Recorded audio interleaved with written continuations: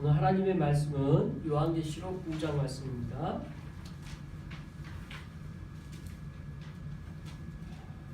요한계시록 5장 1절부터 14절까지 저와 여러분이 한 절씩 읽어보도록 하겠습니다. 내가 보매 보좌에 앉으신 이의 오른손에 두루마리가 있으니 안팎으로 썼고 7인으로 봉하였다. 또 보내 힘있는 천사가 큰 음성으로 외치기를 누가 그 두루마리를 펴며 그 일을 계기에 합당하냐 하나. 하늘 위에나 땅 위에나 땅 아래에 능히 그 두루마리를 펴거나 보거나 할 자가 없더라. 그 두루마리를 펴거나 보거나 하기에 합당한 자가 보이지 아니하기로 내가 크게 울었더니 장로 중에 한 사람이 내게 말하되 울지 마라. 유대 지파의 사자 다윗의 뿌리가 이겼으니 그 두루마리와 그 7인을 떼시리라 하시더라. 내가 또 보니 보좌와 내 생물과 장로들 사이에 한 어린 양이 서 있는데 일찍이 죽임을 당한 것 같더라. 그에게 7뿔과 7눈이 있으니 이 눈들은 온 땅에 보내심을 받은 하나님의 7영이더라. 그 어린 양이 나와서 보좌에 앉으신 이의 오른손에서 두루마리를 취하시니라. 그 두루마리를 취하심에 내 생물과 24장로들이 그 어린 양 앞에 엎드려 각각 검은무와 향이 가득한 금대접을 가졌으니 이 향은 성도의 기도들이라. 그들이 새노래를 불러 이르되 두루마리를 가지시고 그 인봉을 떼기에 합당하시도다. 일찍이 죽임을 당하사 각 족속과 방언과 나라와 백성과 나라 가운데에서 사람들을 피로 사사 하나님께 드리시고 그들로 우리 하나님 앞에서 나라와 제사장들을 삼으셨으니 그들이 땅에서 왕 노릇하리로다 하더라. 내가 또 보고 들으며 보좌와 생물들과 장로들을 둘러선 많은 천사들의 음성이 있으니 그 수가 만만이요 전천이라. 큰 음성으로 이르되 죽임을 당하신 어린 양은 능력과 부와 지혜와 힘과 존귀와 영광과 찬송을 받으시기에 합당하도다 하더라. 내가 또 들으니 하늘 위에와 땅 위에와 땅 아래와 바다 위에와 또 그 가운데 모든 피조물이 이르되 보좌에 앉으신 이와 어린 양에게 찬송과 존귀와 영광과 권능을 세세토록 돌릴지어다 하니 내 생물이 이르되 아멘하고 장로들은 엎드려 경배하더라. 아멘. 요한계시록 역시 무슨 말인가 전혀 이해가 안 되는 부분이죠. 근데 오늘 설교를 들으면 이 계시록의 말씀이 이런 내용이었구나 알게 될 것이고, 요한계시록 하면 무섭게만 느껴졌는데 무서운 내용만 있는 게 아니구나, 또 다른 내용이 있었구나라는 것을 설교를 통해 하나님의 말씀의 그 내용의 본래 의미가 뭔지를 같이 살펴보도록 하겠습니다. 자, 5장 역시 앞에 4장과 연결돼서 하늘에서 있었던 일이에요. 그리고 하늘에서 하늘문에 들어갔잖아요. 4장에서 기억나시죠? 지금 요한이 하늘문에 들어갔어요. 거기서 뭘 먼저 봤죠? 보좌에 앉으신 이가 있었고 그 주변을 보니까 각종 보석, 그 보석의 이름들을 우리가 다 알 수 없는 보석들 이름이 쫙 있고, 그리고 거기에 무지개 같은 것들을 보면서 하늘문 안에 들어가 있는 그곳의 형상을 그 시각화되어진 것을 최대한 많이 설명했죠. 그래서 보좌의 영광과 그 환경이 어떤 건지 우리가 정확하게 말로 다 형용하기는 어렵지만 중요한 건 하나님의 위엄, 그리고 그 보좌에 앉으신 이를 통하여 하늘에서 있어지는 경배드리는 장면, 그래서 예배의 한 일부분을 보는 그런 내용이었습니다. 이어서 오늘 5장도 거기에 있는 그 장소에서 일어나는 연장선이죠. 그래서 1절부터 한 절씩 같이 보겠습니다. 시작. 내가 보매 보좌에 앉으신 이의 오른손에 두루마리가 있으니 안팎으로 썼고 7인으로 봉하였더라. 자, 여기서 보좌에 앉으신 이 하나님에 대한 이야기죠. 근데 여기서 우리가 주의해야 할 것은 성부 하나님에 대해서 우리가 형상화되어진 것이 성경에 그렇게 없어요. 거의 없어요. 형상화된 건. 단지 오늘 본문처럼 앉으신 이의 오른손에, 이게 이제 앉으신 이가 있는데 그게 어떤 형상인지 우리가 알 수 없어. 근데 오른손에라는 그런 표현이 있는 것을 보면서 그런 형상화의 표현이 이렇게 간접적으로 있는 거죠. 근데 여기서 중요하게 다뤄야 될 먼저 두 가지가 뭐냐면 오른손이 뭐냐. 여기에 어원을 그대로 따져보니까 에피템 텍시안이라는 표현이 뭐냐면 오른손이라는 뜻이 아니라 에피가 위에거든요. 그래서 오른쪽 위에 이런 표현이에요. 그러니까 반드시 딱 손이라는 표현도 있지만 이렇게 오른쪽 위에라는 그런 표현으로 그 권세와 능력이 표현되어진 것과 연결되어진 것을 보게 돼요. 그래서 제가 오늘 주보 안쪽에 보면 성경 구절을 다 모아놓은 게 있어요. 한번 보세요. 제가 이걸 왜 이렇게 따로 모았냐면 요한계시록 말씀이 함축적인 걸 설명을 안 하면 너무 말에 대해 이 의미를 알 수가 없어서 가능한 최대한 성경 구절에 있는 내용들과 연결해서 설명하고자 합니다. 자, 그래서 제일 첫 번째 오른손, 오른편에 대한 성경 구절을 제가 쭉 모아놨죠. 그러니까 오른쪽이다, 오른손이다. 이 오른이라는 게 개념이 성경에서는 어떤 종류로 쓰고 있냐. 여기 보면 그냥 그 의미를 알 수가 있어요. 사도행전 2장 33절 같이 한번 읽어봅니다. 시작. 하나님은 오른손으로 예수를 높이심에 그가 약속하신 성령을 아버지께 받아서 너희가 보고 듣는 이것을 부어주셨느니라. 예, 하나님이 오른손으로 예수를 높이시네. 그러니까 이런 개념인 거예요. 그러니까 진짜 오른손으로 높였다라는 표현이 아니잖아요. 하나님 형상 자체가 우리가 개념이 없는데 어떻게 오른손 손만 나와서 한 게 아니란 말이에요. 그러니까 이 오른이라는 이 개념이 아까 앞에도 말씀드렸지만 능력, 권세, 힘 이런 뜻이거든요. 그러니까 우리가 성경에 많이 나온 표현 중 의로운 오른손으로 뭐 이렇게 설명할 때 그 의로운 오른손은 뭐예요? 하나님의 말씀하신 어떤 권위와 능력과 권세를 함축적으로 표현하는 상징적 표현인 거죠. 그래서 여기서도 그 상징성을 확인할 수 있는 맥락인 거죠. 이어서 시편 110편 1절 같이 읽어봅니다. 시작. 여호와께서 내 주에게 말씀하시기를 내가 내 원수들로 내 발판이 되게 하기까지 너는 내 오른쪽에 앉아 있으라 하셨다.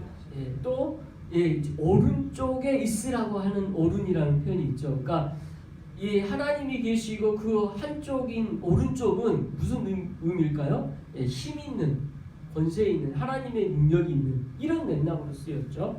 자, 로마서 8장 34절 같이 읽어봅니다. 시작.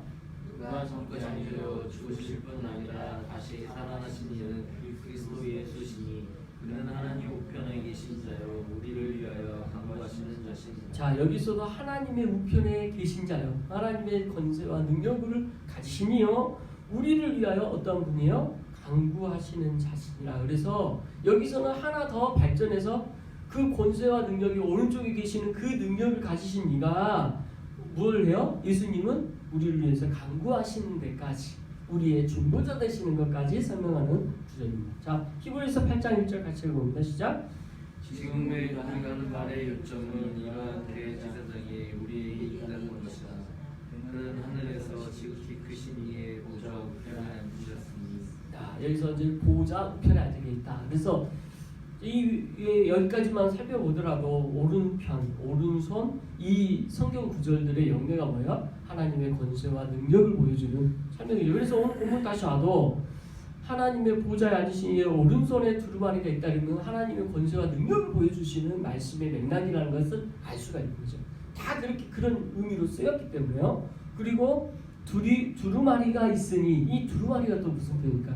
이게 오늘날로 말하면 책이죠. 옛날에는 두루마리라는 것이 책의 역할이었어요. 오늘날 이렇게 책처럼 생겨진 종이로 이렇게 되어진 게 옛날에 양피지로 또는 어떤 다른 종이 대신할 수 있는 것으로 거기에 책을 이제 내용에 우리 텍스트를 써서 보관을 이렇게 해죠. 근데 대부분 두루마리였겠죠. 이 시대만 해도. 자, 그래서 이 두루마리에 대한 내용이 성경에 또 쭉 나와 있습니다. 그걸 또 한번 그 구약 성경에 나타난 두루마리 관련 손구 그 부분 보이죠? 근데 이제 그 전에 제가 하나 더 설명한 게 7이라는 숫자에 대한 것이 그 위에 있는데 먼저 구약 성경에 대한 두루마리에 대한 보고 그걸 또 말씀을 나누겠습니다. 그럼 이사야 29장 11절 말씀 한번 같이 한번 읽어보죠. 시작. 그러므로 모든 계시가 너희에게는 평안 책의 말처럼 되었으니 그것을 그를 아는 자에게 주며 이르기를 그에게 정하노니 이를 읽으라 하면 그가 대답하기를 그것이 공해졌으니 나는 못 읽겠노라 할 것이니. 자, 여기서 책 이게 두루마리에 대한 이야기가 나오잖아요, 그죠? 근데 이 두루마리는 지금 어떤 상태로 있는 겁니까? 오늘 성경 본문을 봤을 때 이 두루마리는 안팎으로 써져 있고 7인으로 봉해져 있다. 그래서 인으로 봉인되어 있는 거예요. 책은 책인데 봉인됐다라는 개념이죠. 그러니까 이 개념이 봉해졌다. 이게 봉해졌다라는 것은 어떤 개념이냐면 뜯을 수 없게 돼 있다라는 뜻이거든요. 저는 군대에서 봉인하는 방법에 너무 충격을 받았어요. 어떻게 아마 서류를 다루시는 건 알겠지만 중요한 서류야. 아무도 함부로 볼 수 없어. 그러면 그냥 서류 봉투에 넣고 그냥 그대로 방치하는 게 아니라 반드시 이제 테이핑을 해요. 근데 그 전에 도장을 찍어. 그래서 이 도장을 찍고 이걸 테이프를 뜯는 사람은 그걸 허락을 받아야만 해요. 그 도장은 뭐 그 회사 직인이라든가 사장이 아주 중요한 도장을 찍어서 사장이 말하기 전에 이 회사가 허락하기 전에 이걸 뜯을 수 없는 거예요. 군대에서도 군대 각 대대장이나 중대장이나 뭐 연대장이나 그 각 기관장이 도장을 꽉 찍어. 이거 자기 명령 없으면 못 뜯는 거예요. 예를 들어서 총알 하나를라도 다 봉인해요. 못 뜯게. 예. 부대장이 허락을 해야 뜯을 수 있다. 그런 식으로 성경에서도 봉인하는 봉인 작업이 있어요. 이 봉인에 대한 말씀의 구절을 지금 하나 읽고 이사야서 29장에서도 봉안책이 나오는데 이 봉안책이 그러니까 이사야서의 말씀에도 나오지만 요한계시록에 똑같이 나오는 거예요. 그러니까 봉안책이 계속 있는 거예요. 성경 안에 한 군데만 있는 게 아니에요. 계시록에만 기록된 게 아니고 이렇게 여러 곳에서 봉인된 책이 있다라는 건데 그건 누구나 뜯을 수 없는 책이라고 나오고 이사야서에서 보니까 그거를 읽을 수 없다라고 설명하고 있죠. 나는 봉인을 뜯을 수 있는 능력이 없기 때문에 에스겔서 2장 9절 말씀 같이 읽겠습니다. 시작. 내가 보니 보라 한 손이 나를 향하여 펼쳐지고 보라 그 안에 두루마리 책이 일어나 그가 그것을 내 앞에 펼치니 그 안에 글이 있는데 그 위에 나와 애들과 지상의 말이 기록되어. 야 에스겔은요 봉인 해제해서 본 것 같아. 근데 자기가 못 뜯은 게 아니야. 누가 뜯어요? 여기서 그가라고 나오는데 여기서 그 누구겠어요? 예수 그리스도를 뜻하겠죠. 그러니까 예수님이 그걸 펴서 보여주셨는데 거기에 예가, 예고 그리고 재앙. 여기서 예가가 뭐냐면 사랑 예자가 아니고 슬픈 예자예요. 슬픔의 노래. 그러니까 에레미야 예가도 슬픔의 노래잖아요. 에레미야의 슬픔의 노래. 그처럼 슬픔의 노래와 슬픔의 곡과 슬픔의 그런 재앙에 대한 내용이 그 계시록 안에 있었다. 이게 그냥 요한계시록에 대한 기록이 그냥 되어진 게 아니라 구약에서부터 이미 약속된 내용들에 대하여 확인시켜주는 성경의 맥락의 마지막 종결이라는 것을 보여주고 있는 거죠. 자, 이어서 시편 139편 16절 같이 읽어봅니다. 시작. 내 형제들이 이루어지기 전에 주의 눈이 보셨으며 나를 위하여 정한 날이 하루도 되기 전에 주의 책이 다 기록이 되었다. 여기서 주의 책으로 이 두루마리가 설명되어 있고 다니엘서 같이 읽어봅니다. 시작. 이미 말한 바 주에 대한 환상은 확실하니 너는 그 환상을 간직하라. 이는 여러 날 후에 이르리라 하더라. 예, 그래서 이 환상에 대한 기록이라는 것으로 성경이 말씀되어진 것을 보게 됩니다. 그래서 그 말씀 이어서 위에 7이라는 숫자에 대한 것을 제가 또 했죠. 우리가 7인이라고 나오잖아요. 그러면 여러분 생각해보세요. 7인 하면 무슨 생각이 들어요? 인이 되어져 봉인되어 있어. 그러면 7번에 봉인되어져 있는 무슨 자물같이 꽉 잠겨져 있는 7번 잠겨져 있는 이런 느낌으로 받아들이잖아요. 실제로 7이라는 숫자가. 근데 실은 이 7이라는 성경의 맥락에서의 숫자의 확인은 뭐냐면 완전수예요. 그러니까 우리가 7이 완전수라는 이야기를 많이 들었을 거예요. 그죠? 어떤 의미로서의 완전수냐는지는 개념이 잘 안 오는데 그냥 여기서 7이라는 숫자는 7번이라는 의미보다 다른 의미가 있다는 거예요. 그걸 제가 이해할 수 있도록 설명한 것이 베드로와 예수님의 대화에서 나와요. 그렇죠? 그 위에 말씀 마태복음 18장 21절 어디 한번 읽어보겠습니다. 21절 22절 시작. 그때 베드로가 나와 이르되 주여 형제가 내게 죄를 범하면 몇 번이나 용서하리이까 7번까지 하오리이까 예수께서 이르시되 내게 이르니 7번뿐만 아니라 7번은 이른 7번까지라도 자, 베드로가 용서에 대한 문제, 형제가 나한테 죄를 범했습니다. 몇 번이나 용서해야 됩니까? 라고 예수님께 물으면서 자기가 답하는 건 7번이면 됩니까? 그러니까 왜냐하면 이들이 생각할 때 7은 뭐예요? 완전수였어요. 그러니까 이 말 안에 이미 베드로에게도 완전수의 개념이 있었고 이 완전수에 대한 그때 당시의 개념이 있는 거죠. 모든 누구나도 그때 당시에 7이라는 숫자는 완전수였던 거예요. 근데 이 7이라는 숫자를 해석하는 방법들이 참 재밌어요. 여러분 왜 7이 완전수가 된 줄 아세요? 이렇게 해석하는 걸 봤어요. 3이라는 숫자는 뭐예요? 하나님을 대표하는 숫자죠. 그리고 사람을 대표하는 숫자가 4예요. 성경에서. 그래서 3과 4가 합쳐지니까 7이에요. 그래서 3과 4가 합쳐져서 완전하다는 의미로 7이 됐는데 뭐 이게 꼭 맞다는 건 못하는데 아무튼 그렇게 설명한 걸 봤습니다. 여기서 이 7이라는 이 완전수는 숫자적 7, 7번의 중요성을 두는 것도 있지만 7이라는 숫자가 나로서는 완전함을 표현해주는 숫자이기도 하는 거죠. 여기 본 맹하에서. 근데 예수님 뭐라고 답하세요? 7번 하면 됐다, 용서하면 됐다 이렇게 하셨나요? 아니죠. 뭐라고 했어요? 7번 7번까지라도 예, 7번은 70번까지라. 그러니까 이게 번수로 따지면 7번을 70번 7 곱하기 7 곱하기 70번이니까 7 곱하기 70이니까 490번이 되는 거예요. 그러니까 490번이라는 숫자가 중요한 게 아니에요. 지금 거기에 초점 맞추면 안 돼. 이건 뭘로요? 완전의 그 완전의 완전함을 더하더라도 해야 된다라는 거죠. 그러니까 우리가 용서에 대한 부분이 이렇게 예수님은 엄하게 말씀하셨어요.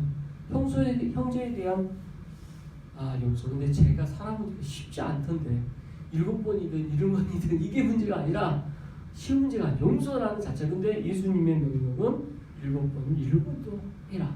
그러니까 완전하게 해라. 참 아주 귀한 말씀을 이렇게 베드로와의 대화에서 알 수 있습니다. 근데 여기서 핵심 뭐예요? 7이라는 숫자가 뭐다? 완전수다. 그래서 다시 오늘 본문 돌아가서 이 완전수에 대한 이 숫자로 7이는 무슨 뜻이겠어요? 7번 봉인됐다는 거. 네, 완전 봉인했다는 뜻이죠. 이해되죠? 그래서 완전 봉인의 개념이지 이게 7번 봉인했다고 해석하면 안 돼요. 그리고 중요한 거는 지금 지난주에도 나왔지만 오늘 본문에 또 나오지만 지난주에 7이라는 숫자가 나온 게 있어요. 어디서 나와요? 우현재가 지난주 저한테 질문했는데 뭘 질문했었냐면 7영이라는 표현이 지난주 나왔었죠. 7영이 나오는데 이 7영이 하나님에 대해서 제가 하나님이라고 성령이라고 표현했거든요. 그러니까 우연히 저 뭐라고 질문했냐면 그럼 하나님은 7영이냐? 이렇게 물어봤어요. 그러니까 아니다. 7이라는 숫자가 완전한 수였다. 그래서 완전한 영이라는 표현이다 라고 설명을 했는데 더 이해가 되죠. 오늘 봉인에 대한 완전에 대한 설명을 하니까 이게 7이라는 숫자가 완전수로 계속 지금 나와요. 그래서 요한계시록에서 이 숫자의 상징성에 대한 이해 없이 이걸 해석을 하면 무섭게만 느껴져요. 우리가 말하고자 우리가 이해하고 알 수 있는 부분조차도 막아져 버려요. 그러니까 완전수의 개념으로 7을 볼 때 그러면 7영이라는 뜻은 뭐겠어요? 완전한 영이 되고 완전한 하나님의 영, 성령에 대한 설명이 되는 것입니다. 그래서 하나 이해가 되죠.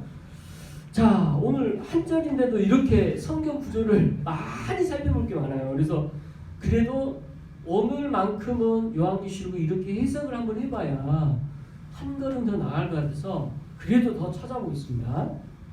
자, 그래서 제가 그 다음에 이제 또 말씀 구절 계속 1절에 보면 뭐라고 나와요? 안팎으로 썼고 7인으로 봉인되었다라고 나오죠. 이 봉인되어진 것이 앞에서도 살펴봤지만 구약 성경에도 이미 있었다는 사실, 그리고 구약 성경에서 되어진 바에 대한 그 봉인의 무거움, 이 봉인을 아무도 함부로 열 수가 없다는 거 이미 구약에서부터 알고 있었다는 거죠. 자, 이어서 2절 말씀으로 이제 넘어가겠습니다. 시작. 또 몸에 힘 있던 천사가 큰 음성으로 외치기를 누가 그 두루마리를 펴며 그인을 내게 합당하냐. 3절도 하늘 위에 땅 위나 땅 아래에 등이 그 두루마리를 펴거나 보거나 한 천사가 없더라. 자, 이제 그 2절 3절에서 이 봉인되어진 거에 대하여 설명이 있는 거죠. 이 봉인을 함부로 아무도 열 수가 없다. 그래서 천사가 큰 소리로 외칩니다. 이 봉인 누가 낼 것이냐? 누가 합당하냐?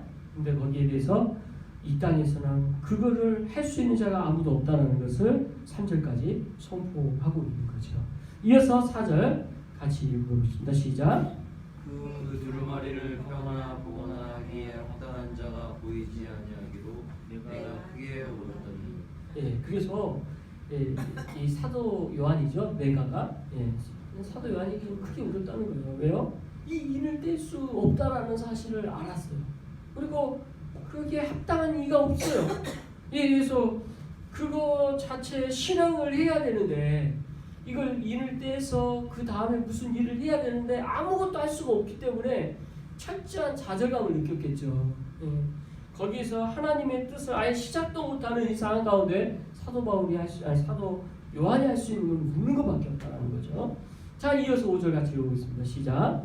장로 중에 한 사람이 내게 말하되 울지 말라. 유대 지파의 사자 다윗의 뿌리가 있으니 그 두루마리와 그 7인을 떼시리라. 자, 이제 장로 중에 한 사람이 지난주에 제가 장로에 대한 내용 이야기했었죠. 4장에서 장로가 나왔죠. 몇 장로였죠?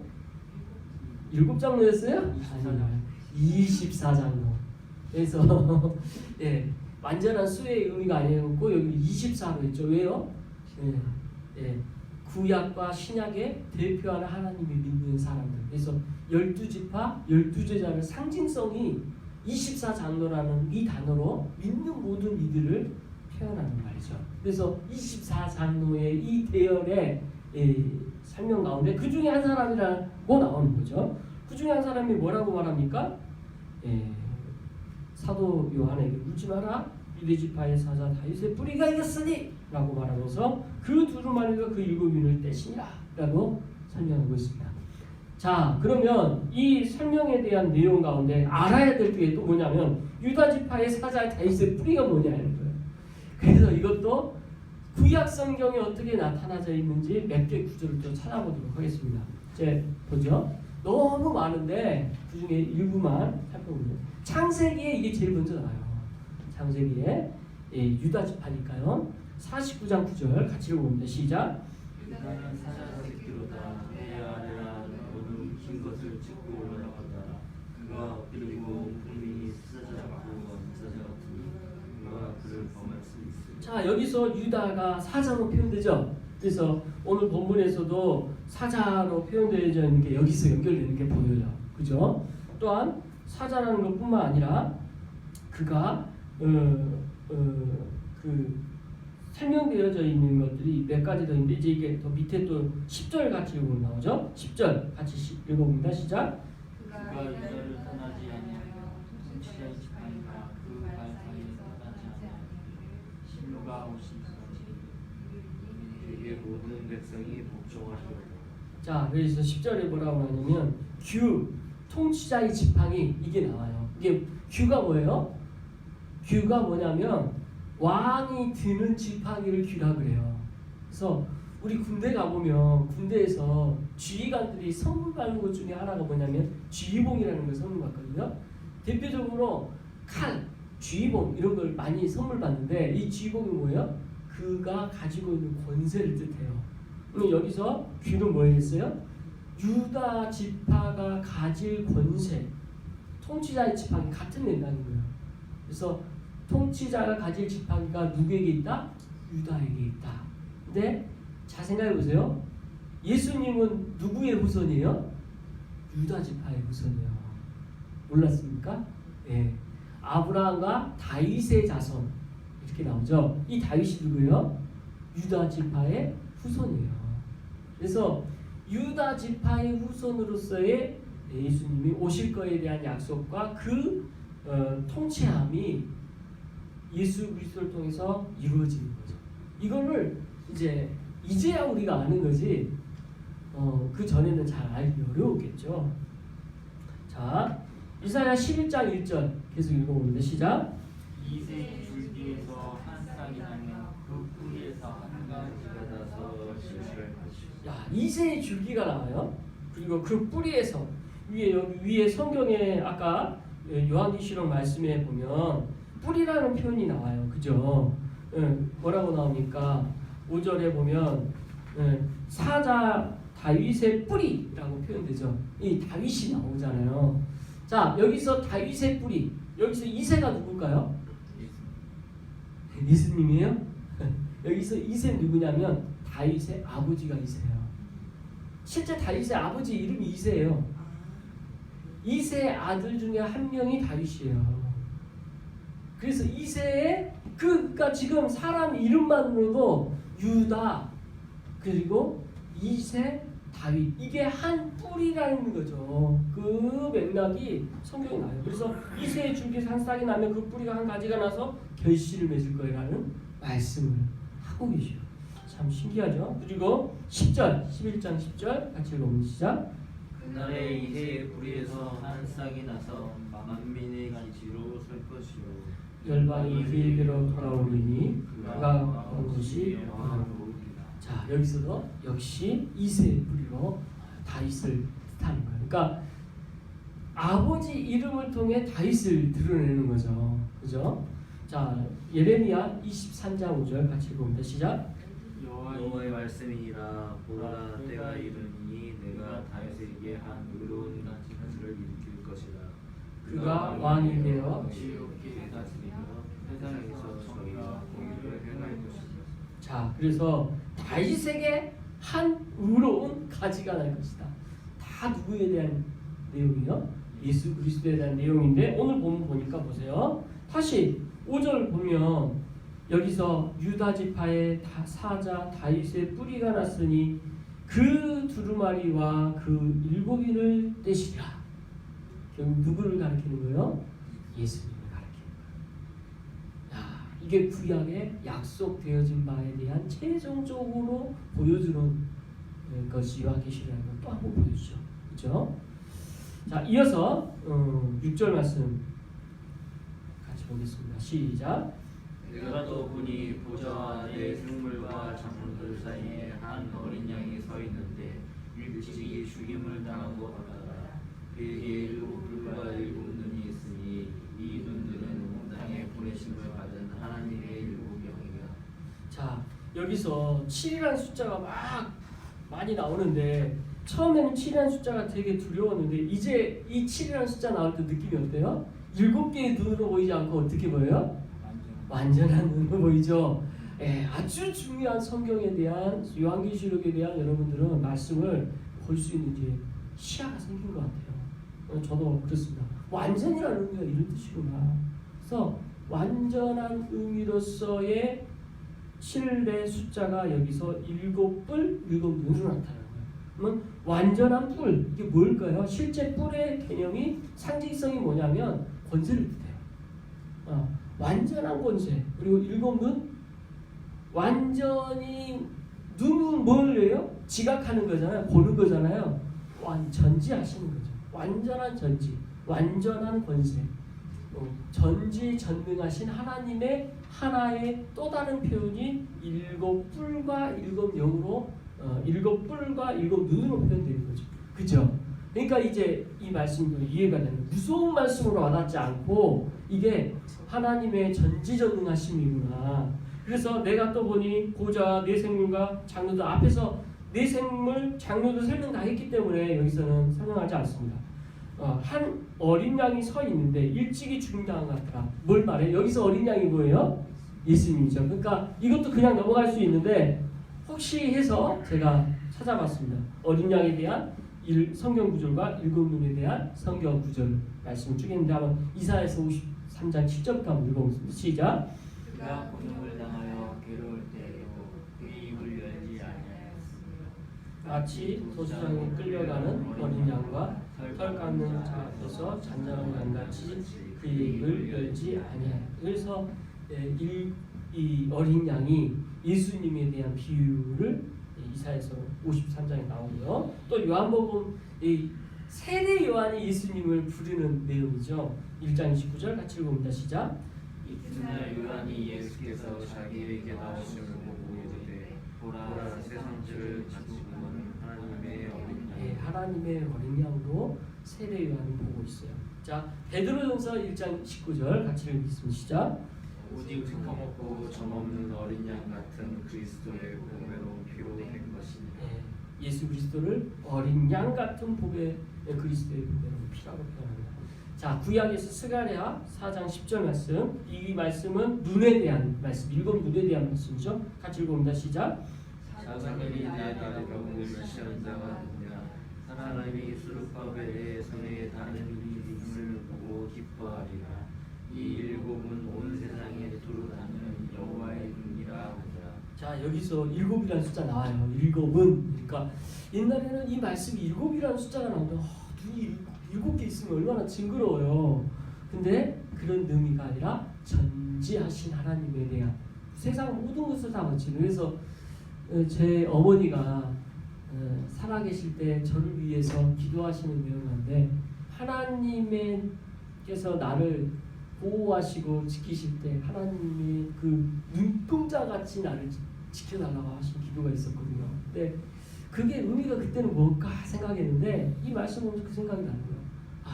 눈동자, 눈의 그 모든 것으로 항상 주시하시고 보시는 모든 걸 아시는 하나님이심을 보여주는 대표적인 표현이 이제 눈에 대한 표현이고, 근데 일곱 눈으로 표현되면 뭐예요? 그게 완전하다는 거죠. 자, 이렇게 해서 6절까지 말씀 같이 살펴봤습니다. 이어서 7절 말씀, 7절 8절 같이 읽어보겠습니다. 시작. 그 어린 양이 나아가서 보좌에 앉으신 이의 오른손에서 두루마리를 취하시나. 그 두루마리를 취하시네. 네 생물과 24 장로들이 그 어린 양 앞에 엎드려 각각 검은고와 향이 가득한 금 대접을 가졌으니 이 향은 성도의 기도이다. 자, 이 말씀도 좀 어려운데요. 자, 여기서 어린 양이 하시고자 하는 것들에 대한 설명은 어렵지 않습니다. 먼저 보좌에 하신 위에 오른손에서 두루마리를 취하셨다. 이렇게 앞에서도 오른손에 그 권세에 있는 두루마리 봉인된 책을 취하셨죠. 그래서 이제 뭘 해요? 그래서 봉인을 이제 해제하시기 위하여 이제 하시는 일들을 했었겠죠. 어떻게 그 봉인을 해제해요? 예수 그리스도의 죽으심과 부활로 우리의 모든 문제들을 봉인하시고 해결하신 거죠. 그리고 나서 네 생물 24 장로들이 나오고 그 어린 양 앞에 엎드려서 각각 검은고와 향이 가득한 금대접을 받았다. 이 부분이 이제 또 어려운 해석인데 이걸 또 이해하려면 구약 말씀을 또 한번 살펴봅시다. 먼저 살펴볼 것은 제사와 분향을 연결하는 말씀 구절을 먼저 살펴볼 건데요. 신명기 33장 10절 같이 한번 읽어보겠습니다. 시작. 주의 법도를 야곱에게 주의 율법을 이스라엘에게 가르치며 주 앞에 분향하고 온전한 번제를 주의 제단에게 드리기로. 자, 이 말씀을 통해서 분향과 번제가 연결되어 있는 것을 알 수가 있어요. 그죠? 보세요. 주 앞에 분향하고 온전한 번제를 주의 제단 위에 드립니다라는 말씀을 통해서 여기서 나타나는 설명이 뭘로 연결되냐면 오늘 먼저 읽었던 본문에 금대접을 나오고 검은고, 향 이런 단어들이 나오잖아요. 여기서 향의 분향을 뜻해요. 향은 뭐냐? 제사를 뜻하는 뜻이에요. 향은 번제를 뜻하는 것과 관련됐다는 거예요. 왜냐하면 여러분 번제가 뭡니까? 통째로 다 태우는 거예요. 그리고 태워서 향으로 하나님께 흥향하도록 하게 하시는 거예요. 그러니까 번제와 분향은 연결되어진 하나의 제사법을 이 본문에서 설명하고 있는 것입니다. 그리고 이어서 그 다음 나오는 내용 시편 142편 같이 한번 읽어봅니다. 시작. 나의 기도가 주의 앞에 분양한 것이 되며 나의 손든 것이 저녁 제사같이 느껴졌어. 자, 그래서 이 분향함이 결국 번제가 뭘 또 연결되냐, 그게 중요하죠. 제사와 연결돼요. 그럼 제사가 오늘날 뭐예요? 예배예요. 그러니까 지금 결론은 뭐냐면 지금 여기서 막 여러 가지 단어 나왔잖아요. 거문고, 향. 거문고라는 단어는 악기잖아요. 쉽게 말하면 악기로 찬양하는 걸 뜻해요. 그리고 향은 분향, 어떤 번제의 제사의 한 일부분. 결국 이 모든 것이 예배의 요소인 거예요. 결론은. 그래서 이 모든 결론으로서 예배드린 하나의 요소들인 것을 알 수가 있는 말씀의 구절입니다. 근데 참 재밌는 건 성도의 기도가 가득한 근대접이라는 표현이 또 재밌어요. 여기서 근대접이라는 이 표현의 이 대접은 담는 그릇 용기잖아요. 이 그릇 용기는 제사 때 쓰는 용기를 말하거든요. 그래서 지금 다 모든 게 제사와 연결되어 있어요. 그러니까 제사 때 드려질 뭔가가 있었던 거죠. 그래서 그런 모든 내용을 종합해 볼 때 이것은 제사와 관련되어지고 오늘날은 예배의 요소라는 것을 알 수 있게 된 겁니다. 그리고 이 성도의 기도로 표현되어져 있는 것이 구약에서는 성도의 기도라고 표현되지만 저와 여러분은 오늘날 이 구약적 개념에서 예수 그리스도를 통하여 제사의 개념이 어떻게 바뀝니까? 단번에 한 번의 영혼이 예수님의 제사로 인하여 어떻게 돼요? 예수님의 죽으심으로 인하여 제사가 없어졌어요. 우린 더 이상 제사 안 하잖아요. 구약엔 했어. 근데 오늘날 안 해. 왜요? 예수님이 단번에 영원히 그 제사를 드릴 모든 흥양할 만한 제사의 제물이 되어버리신 거예요. 예수님 스스로. 그래서 더 이상 할 필요가 없어요. 그 대신 거기에 우리가 성도의 기도라는 요소가 들어가는 거예요. 이게 예배의 요소인 거죠. 그러니까 오늘날 예배의 요소는 우리의 기도가 들어가진다는 거예요. 이것이 예배의 요소로 연결돼서 하늘에서 드려지는 예배의 요소로 우리의 기도가 이렇게 되어진다는 것을 보여주고 있습니다. 자, 이어서 9절 말씀 같이 읽어봅니다. 시작. 그들이 새 노래를 불러 이르되 두루마리를 가지시고 그 잇몸을 되게 합동하시도다.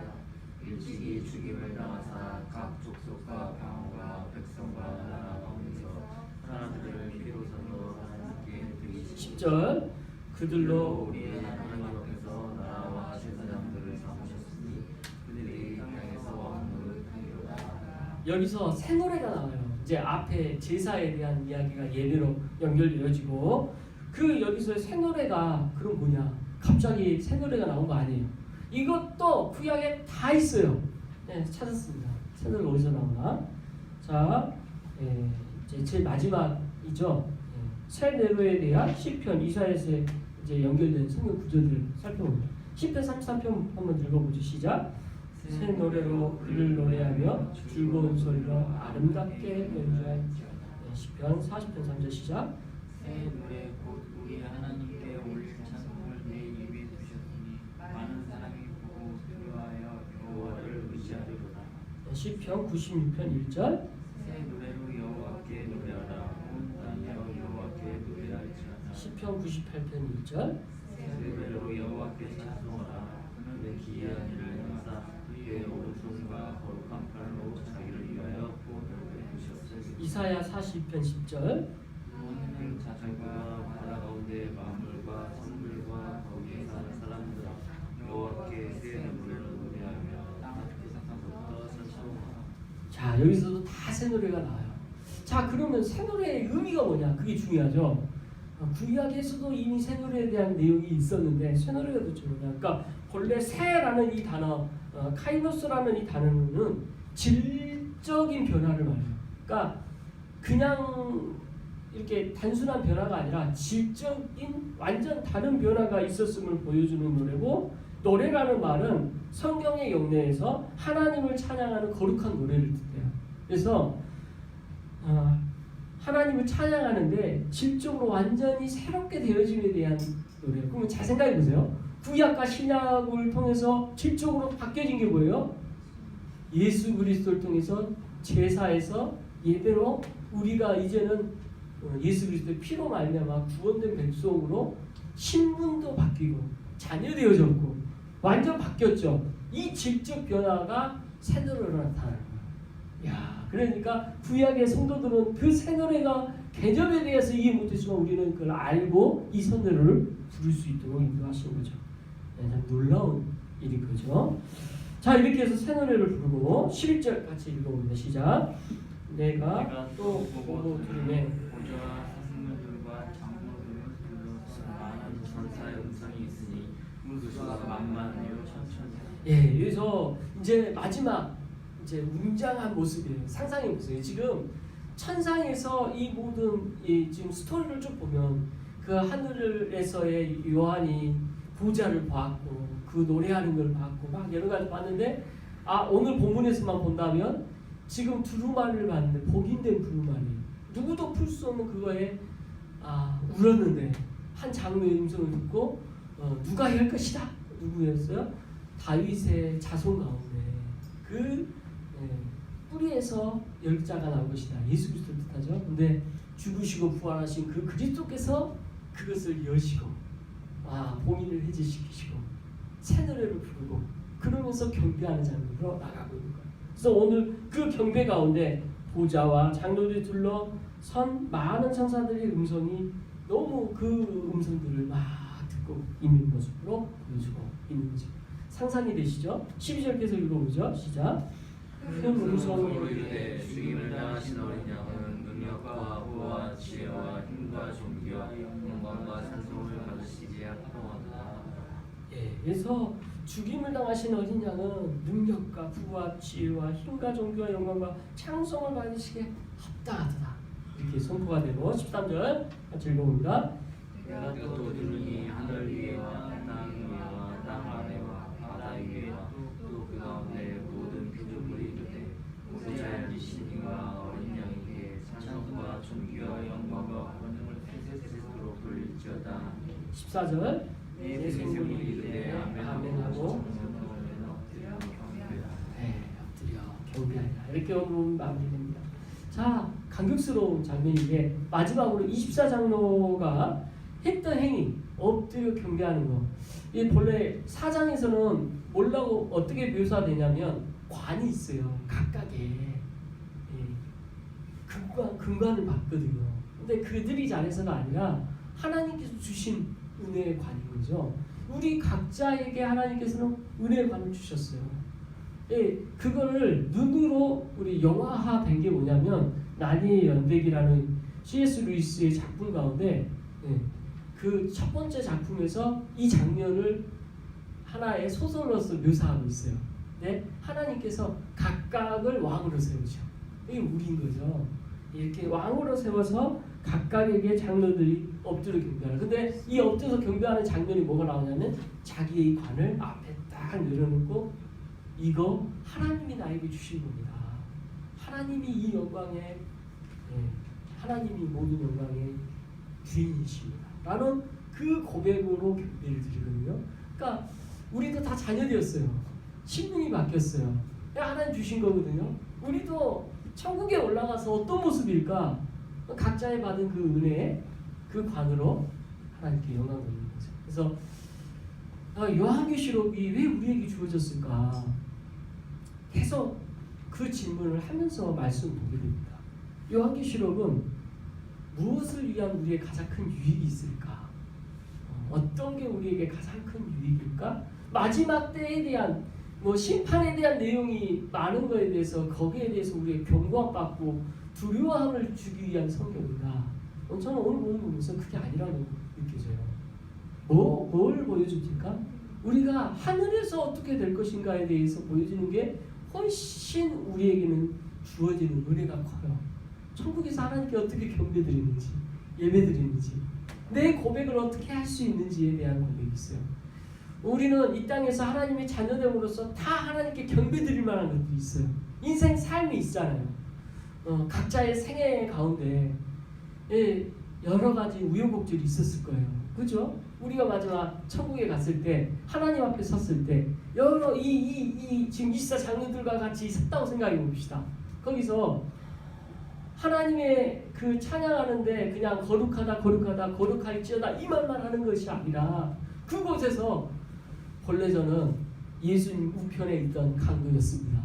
저는 평생 죄만 짓고 살았는데 마지막 순간 예수님을 만났습니다.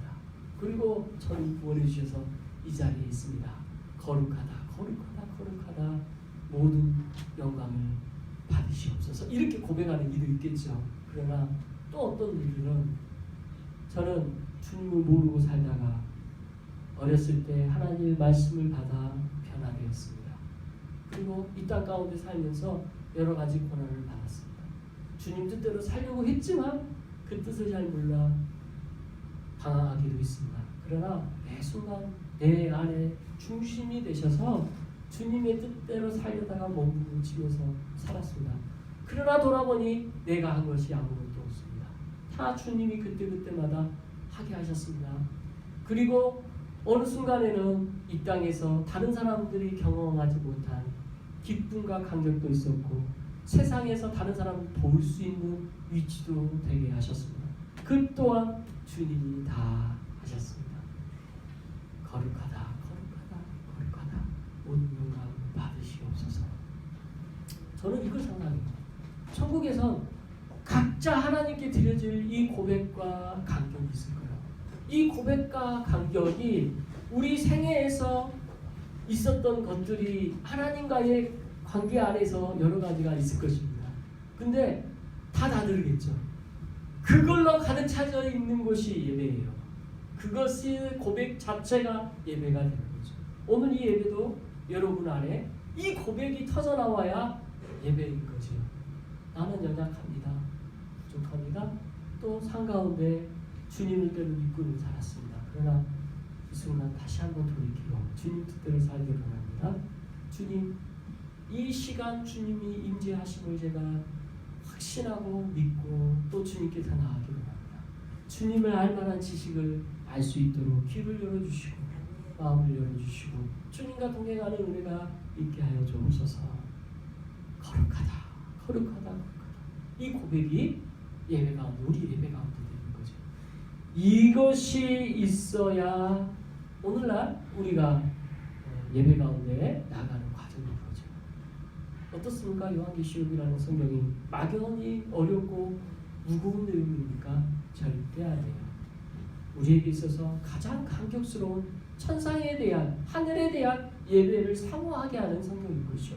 또한 이 하늘에 대한 예배를 사모하는 것뿐만 아니라 이 땅 가운데서 우리의 마지막 하나님께 갈 것에 대한 기대감을 갖는 말씀이기도 합니다.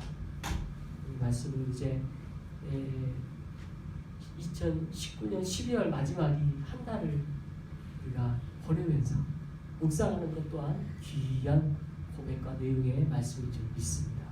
한 해를 잘 마무리하시고 내 삶 가운데 거룩한 산 제사로 드리라, 이는 영적 예배지라 하시는 이 약속의 말씀을 그래서 드릴 수 있는 겁니다. 매 순간 하나님 앞에 하나님께 높여드리는 우리의 삶의 매 순간이 되시는 자 여러분이 되시기 그리스도의 이름으로 축원합니다. 기도하겠습니다.